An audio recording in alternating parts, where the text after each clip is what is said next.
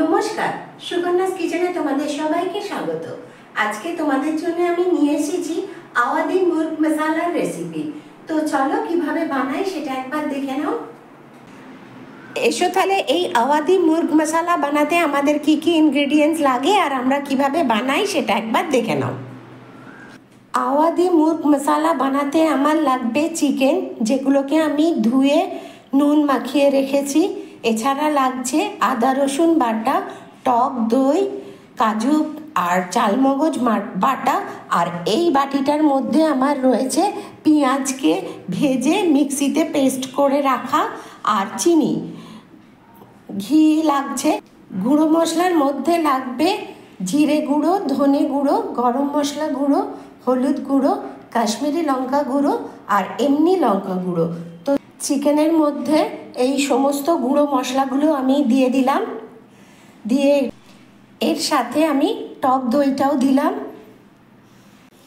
এবার এটাকে ভালো করে হাতে করে মাখিয়ে নিচ্ছি চিকেনগুলোর সাথে মশলাটা।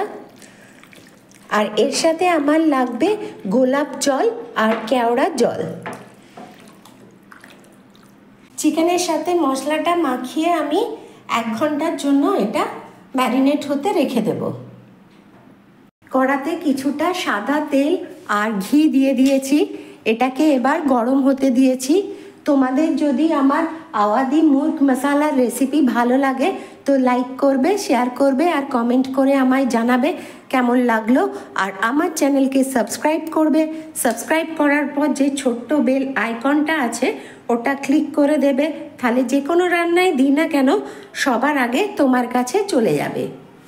এবার তেলটা আর ঘিটা গরম হয়ে গেছে। এর ভেতরে আমি গোটা গরম মশলাটা দিয়ে দিলাম। দিয়ে এটাকে একটু নেড়ে নেব। এর ভেতরে আমি আদা রসুনের পেস্টটা দিয়ে দিচ্ছি। আদা রসুনের কাঁচা গন্ধটা যাওয়া পর্যন্ত এটাকে খুব ভালো করে কষবো। আদা রসুনের কাঁচা গন্ধটা চলে গেছে। এর ভেতরে আমি যে চিকেনটা ম্যারিনেট করে রেখেছিলাম 1 ঘন্টার জন্য সেই চিকেনটা দিয়ে দিলাম। দিয়ে এটাকে খুব ভালো করে কষবো।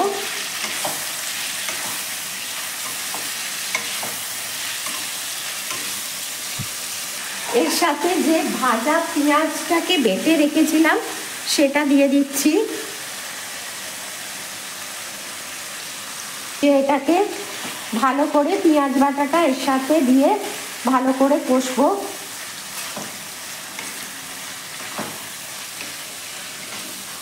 চিনিটা দিয়ে দিচ্ছি।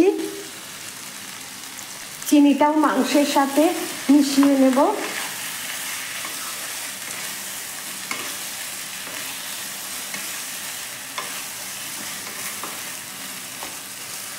কাজু আর চালমগজ যেটা বেটে রেখেছি সেটাও দিয়ে দিলাম। দিয়ে এই বাটিটা ধুয়ে একটু জল দিয়ে দেব। কাজু আর চালমগজ বাটিটা ধুয়ে একটু জল দিলাম। দিয়ে এটাও মাংসের সাথে মিশিয়ে নেব।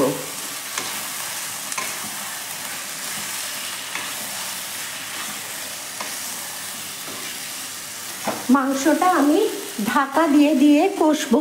এই সময় আঁচটাকে একদম সিম করে দিলাম। দিয়ে আবার 2-3 মিনিট পর ঢাকাটা খুলে নিয়ে মাংসটা আবার একবার নাড়বো। ঢাকা খুলে নিয়ে আঁচটাকে একটু বাড়িয়ে দেবো। দিয়ে মাংসটাকে একবার নাড়বো। নেড়ে নিয়ে আবার ঢাকা দিয়ে দেবো। দিয়ে আঁচটাকে একদম আবার সিমে করে দেবো। এইভাবে কষলে মাংস কিন্তু খুব ভালোভাবে কষা হয়। এবার আঁচটাকে একদম সিম করে দিলাম। আবার 2-3 মিনিট পর দেখে নাড়বো। এবার ঢাকা খুলে নিচ্ছি। দেখো চিকেন থেকে একটু জল বেরিয়েছে, মানে হালকা জল বেরিয়েছে। এবারে এটাকে একবার ভালো করে আমি নেড়ে নিচ্ছি। এই সময় কিন্তু আমি আঁচটাকে একদম কমিয়ে দিয়েছি। তারপর সেদ্ধ হওয়ার জন্য এর ভেতরে আমি একটু জল দিয়ে দিলাম। দিয়ে সমস্ত চিকেনটা মশলাগুলোকে একসঙ্গে মাখিয়ে নিয়ে ঢাকা দিয়ে দিচ্ছি। ঢাকা দিয়ে আঁচটাকে একদম আমি সিমে করে দিচ্ছি, দিয়ে এবার সেদ্ধ হবে। ঢাকা খুলে দেখে নেব যে মাংসগুলো আমার সেদ্ধ হয়েছে কিনা।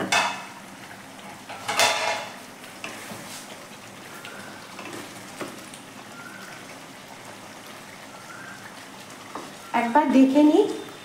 এই যে দেখো, মাংসগুলো আমার সেদ্ধ হয়ে গেছে। এবারে আঁচটাকে আমি আরেকটু বাড়িয়ে দিচ্ছি, দিয়ে এটাকে খুব ভালো করে ফুটিয়ে নেব। এটা নামিয়ে ফেলবো। নামানোর আগে এর ভেতরে আমি একটু গোলাপ জল দিয়ে দিচ্ছি। গোলাপ জল দিলাম, আর তার সাথে একটু কেওড়ার জলও দিয়ে দিচ্ছি। দিয়ে এটা একবার মিশিয়ে নিয়ে গ্যাসটা অফ করে দেবো। আমি গ্যাসটা অফ করে দিচ্ছি।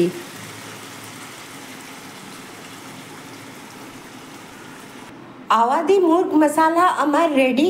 গরম গরম পরিবেশন করো বিরিয়ানি বা পোলাওয়ের সাথে।